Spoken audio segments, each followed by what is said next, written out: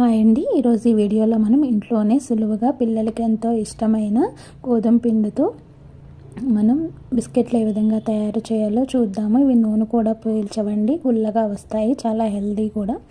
దీనికి కావాల్సిన మెజర్మెంట్స్ ఒక 1/2 కప్పు మనం షుగర్ని తీసుకున్నట్టయితే మనకి షుగర్ పౌడర్ 1 కప్పు వస్తుందండి. ఇందులో కొంచెం ఇలాచీ వేసుకొని మనం పౌడర్ చేసుకోవాలి. అదేవిధంగా 1/4 ఒక 1/2 కప్పు నెయ్యిని కానీ లేకపోతే ఆయిల్ కానీ మీ ఇష్టం ఏదైనా తీసుకోవచ్చు. 1 కప్పు షుగర్ పౌడర్ తీసుకోవాలి. అదేవిధంగా ఒక 1/2 కప్పు కాచిన పాలను తీసుకోవాలి. అవి కొంచెం వేడిగానే ఉండాలండి. వేడి పాలు పోయడం వల్ల మనకి ఇందులోకి నెయ్యి కూడా కరిగిపోతుంది. వేడి పాలు పోయడం వల్ల వీటినన్నిటినీ కూడా కొంచెం బాగా కలుపుకోవాలి. ఈ విధంగా ఇందులోకి మనం గోధుమ పిండి అయినా లేదా మైదా పిండి అయినా ఏదైనా యూజ్ చేయొచ్చు. నేను 2 కప్పుల గోధుమ పిండిని యూజ్ చేసి 1 కప్పు మైదా పిండిని యూజ్ చేశాను. మీ ఇష్టం, మీరు 3 కప్పులు అయితే నేను చెప్పిన మెజర్మెంట్స్కి కరెక్ట్గా సరిపోతుందండి. కొలతలు అయితే మనం జాగ్రత్తగా చూసుకుని వేసుకోవాలి, లేకపోతే బిస్కెట్లు అనేవి చెడిపోతాయి. అందుకని నేను చెప్పిన కొలతలు అయితే మీకు కరెక్ట్గా సరిపోతాయండి. ఫస్ట్ 1 కప్పుని వేసి ఈ విధంగా బాగా తిప్పుకున్నాను. తర్వాత ఇంకొక కప్పు కూడా వేసుకున్నాను. తర్వాత 3వ కప్పుని మనం అడ్జస్ట్ చేసుకుంటూ కలుపుకుంటూ ఉండాలి. 3 కప్పులు అయితే నేను చెప్పిన మెజర్మెంట్స్కి కరెక్ట్గా సరిపోయిందండి. మీకు సరిపోకపోతే ఇంకొంచెం యాడ్ చేసుకోండి. మ్యాక్సిమం సరిపోతుంది నేను చెప్పిన మెజర్మెంట్స్కి. ఈ విధంగా మనం బాగా కలుపుకోవాలన్నమాట. ఈ నెయ్యిలోకి, పాలల్లోకి పిండంతా కూడా ఈ విధంగా బాగా కలుపుకోవాలి. 2 కప్పులు వేసిన తర్వాత ఇంకొంచెం అంటే 3 కప్పులు, కరెక్ట్గా 3 కప్పులు వేస్తే సరిపోయిందనమాట. ఈ విధంగా 3 కప్పులతో పిండినంతటినీ కూడా ఈ విధంగా కలుపుకోవాలి.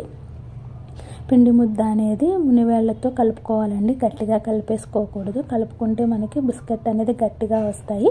ఇలా వేళ్లతో కలుపుకుంటే గుల్లగా వస్తాయి అన్నమాట. దీన్ని ఒక 15 మినిట్స్ మనం నానబెట్టాలి. తర్వాత ఈ విధంగా ఇందులో కొంచెం సాల్ట్ను కూడా యాడ్ చేసుకోవాలండి. అదేవిధంగా ఇలాగ మనం ఏదైనా ఒక ప్లేట్కి కానీ దేనికి కానీ కొంచెం ఆయిల్ కానీ లేకపోతే నెయ్యిని కానీ రాసుకుని దాని మీద ఈ విధంగా చపాతీ కర్రతో ఒత్తుకోవాలి. చపాతీలాగా కొంచెం దలసరిగా. తర్వాత ఈ విధంగా ఏదైనా ఒక మూతను తీసుకుని బిస్కెట్ షేప్ రావడం కోసం ఈ విధంగా మనం బిస్కెట్ ఈ విధంగా చేసుకోవాలన్నమాట. ఈ విధంగా మనకి బిస్కెట్లు అనేవి తయారవుతాయి. ఈ విధంగా తర్వాత మనకి ఎక్స్ట్రా ఉన్న దీన్ని అంతటినీ కూడా పిండిని తీసేసి దీనికి కొంచెం పిండిని యాడ్ చేసుకుని మళ్ళీ ఈ విధంగానే బిస్కెట్లు అనేవి తయారు చేసుకోవాలి. ఇవి నూనె కూడా ఎక్కువ పీల్చవండి. చక్కగా ఇంట్లోనే పిల్లలకి మనకి హెల్తీగా మనం ఇట్లా పిల్లలకి బిస్కెట్లు అనేవి రెడీ చేసి ఇవ్వచ్చు. తప్పకుండా ట్రై చేయండి. అయితే చాలా బాగా వచ్చాయండి. ఈ విధంగా కొంచెం పిండిని అడ్జస్ట్ చేసుకుని ఈ విధంగా మళ్ళీ మనకి ఎన్ని పిండి అయిపోయేంత వరకు ఈ విధంగా ఒక మూత కానీ ఏదైనా తీసుకుని ఇట్లా బిస్కెట్ కోసం మనం కరెక్ట్ షేప్ బాగా రావడం కోసం, చూడడానికి బాగోవడం కోసం ఈ విధంగా రెడీ చేసుకోవాలి. పిండి అయ్యేంత వరకు కూడా ఈ విధంగానే చేసుకోవాలండి. ఇవి ట్రై చేసిన తర్వాత ఏ విధంగా వచ్చినాయో నాకు కామెంట్ సెక్షన్లో కూడా తెలియచేయండి. ఈ విధంగా చక్కగా రౌండ్గా వస్తాయన్నమాట. మొత్తం అన్నిటినీ కూడా మనం ఈ విధంగానే రెడీ చేసుకోవాలి. కొంచెం ఏదైనా మనకి షేప్ కోసం ఈ విధంగా కొంచెం ఘాటు కింద పెట్టాను. మీకు ఇష్టమైతే ఇలా పెట్టుకోండి, లేకపోతే ప్లెయిన్గా అయినా వేసుకోవచ్చు.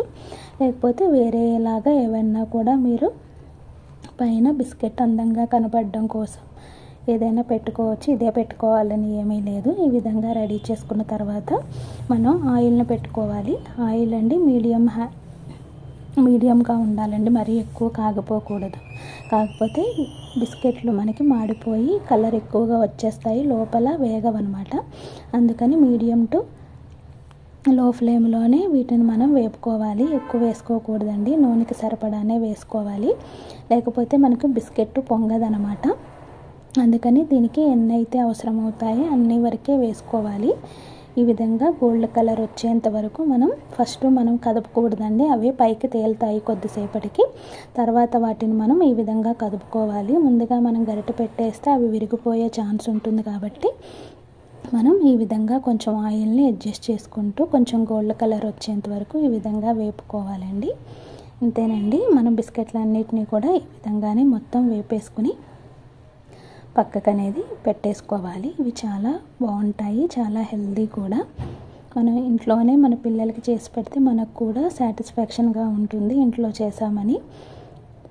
ఒక్కసారి అయితే తప్పకుండా ట్రై చేయండి. ఏ విధంగా వచ్చిందో కూడా నా కమెంట్ సెక్షన్లో తెలియచేయండి. ఈ విధంగా గోల్డ్ కలర్ వచ్చేంత వరకు కూడా మనం బిస్కెట్ని ఈ విధంగా వేపేసుకోవాలి. ఈ వీడియో కనుక నచ్చింది తప్పకుండా లైక్ చేయండి, షేర్ చేయండి, సబ్స్క్రైబ్ కూడా చేసుకోండి.